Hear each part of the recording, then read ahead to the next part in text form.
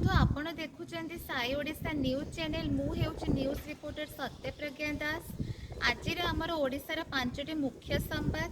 प्रथम संवाद हेउची 2027 मसीहार जनगणना पई ओडिशा सरकार प्रस्तुति आरंभ करिसेंती।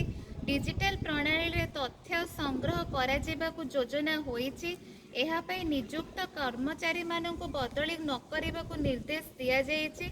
द्वितीय खबर होची राज्य में दिन को दिन तापमात्रा बढ़ुची। आबहावाणी विभाग गरम और आर्द्रता वृद्धि संबंध में सतर्कता जारी करिछि। लोकमानंकु दिन दुई पहर रे बाहर को जीवाकु सावधान रहिबाकु परामर्श दिया जायछि। तृतीय खबर होची पूर्व कोस्ट रेलवे रे किछि अंश रे पुनर्गठन करा जायछि। किछि गुरुत्वपूर्ण रेल रूट को नुआ विभाग को स्थानांतर करा जायछि।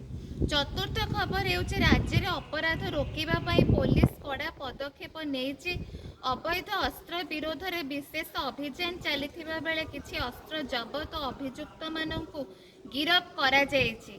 पंचम खबर हेउछि भुवनेश्वर नुआ भिसा आवेदन केन्द्र आरंभ होइछि। एहा फଳରେ ଏବେ राज्यर लोकमाने कोलकाता को जीवा छड़ा एठारे भिसा प्रक्रिया संपन्न करि परिबे।